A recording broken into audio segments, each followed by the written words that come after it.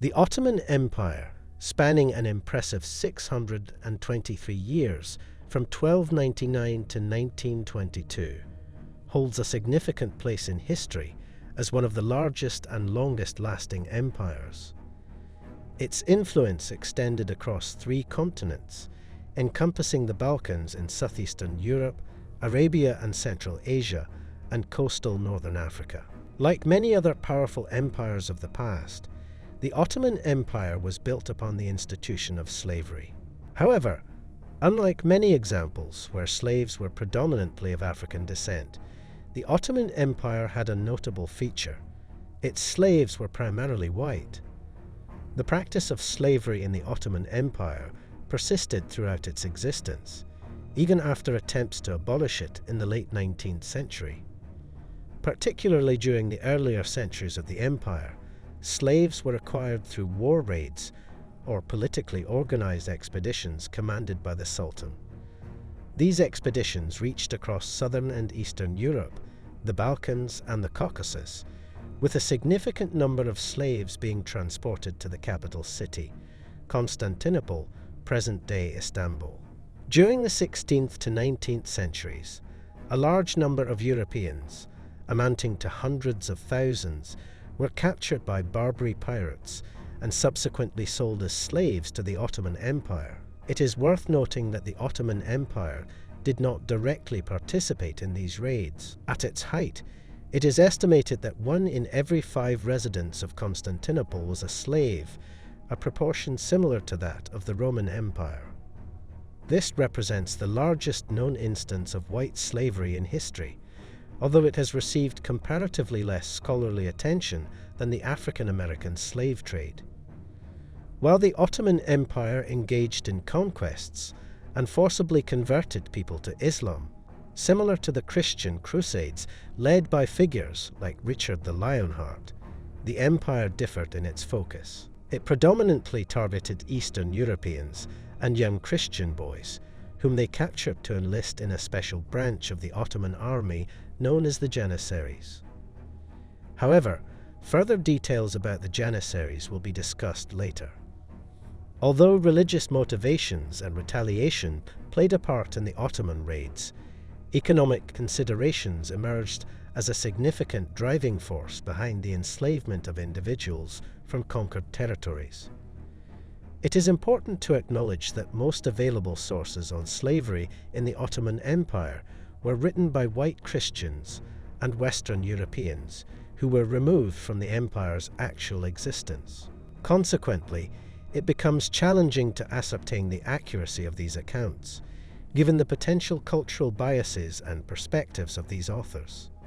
Fortunately, a few accounts from within the empire offer rare insights into how slavery was viewed from the Ottoman perspective. Muslims held distinct views on slavery compared to other nations and religions involved in the slave trade. The Quran suggests that slaves should be treated kindly and encourages their manumission, granting freedom if they have proven loyalty. The Quran also teaches that slaves are morally equal to their masters, but possess lower legal status, with no legal differentiation based on their skin color. However, it is important to note that slaves with disabilities or darker skin tones from sub-Saharan Africa often fetched lower prices compared to their fit, healthy, and white counterparts. Owning an Ottoman slave was a costly endeavor, with high-ranking officials typically being the primary owners. These officials paid top prices for virgin or European girls aged between 13 and 25, as well as healthy teenage boys. However, court records indicate that slave ownership extended beyond the elite circles and was widespread throughout Ottoman society.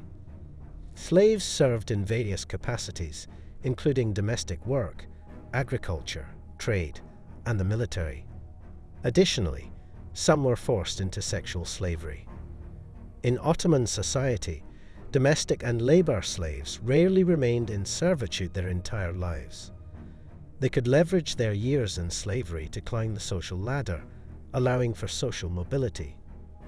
Court records indicate that Ottoman citizens adhered to certain Islamic ideals concerning slavery.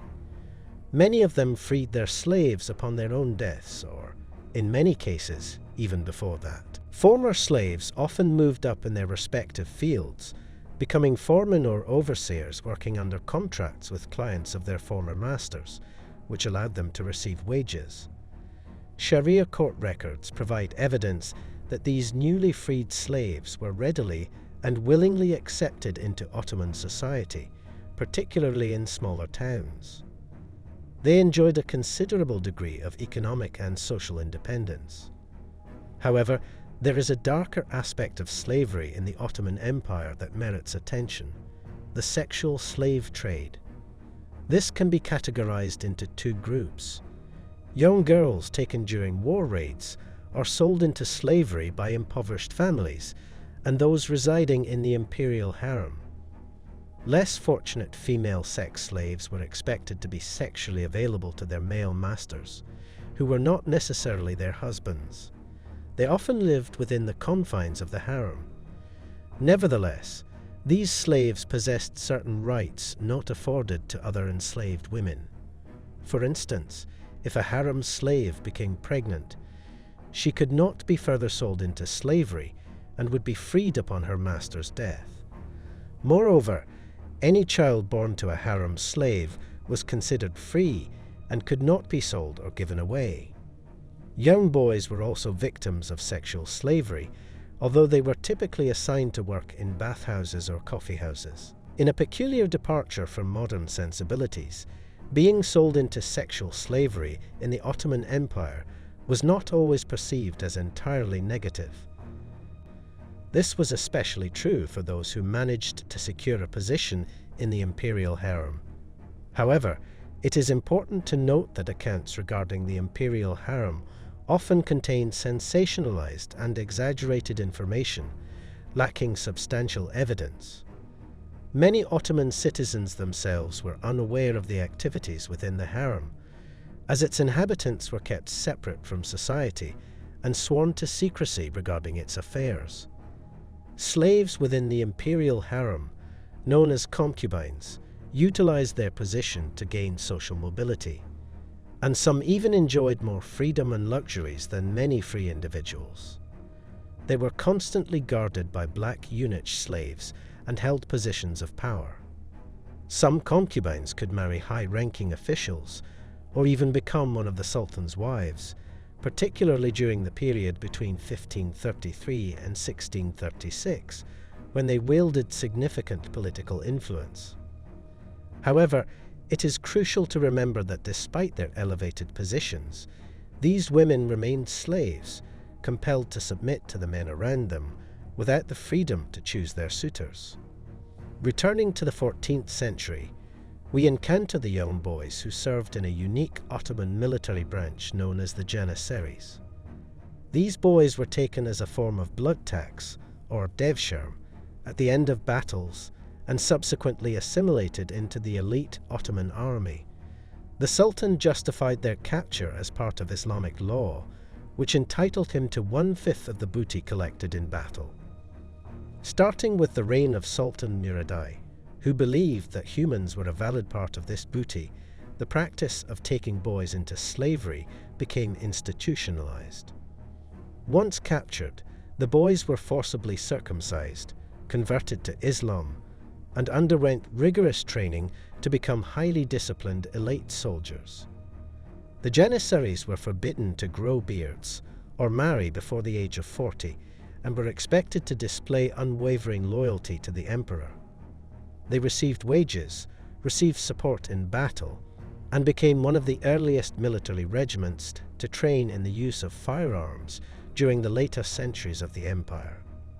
In some cases, parents even bribed officials to take their children, hoping that their socio-economic status would improve as a result. By the 1600s, the demand for Janissary troops exceeded the number of boys available for recruitment. Consequently, the devshirm system was abolished, allowing freeborn Muslims to join the ranks of the Janissaries and take advantage of the potential for upward social mobility.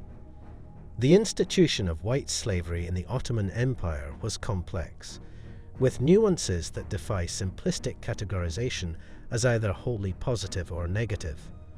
However, due to a lack of comprehensive sources, our understanding of slavery and the treatment of slaves within the empire remains incomplete.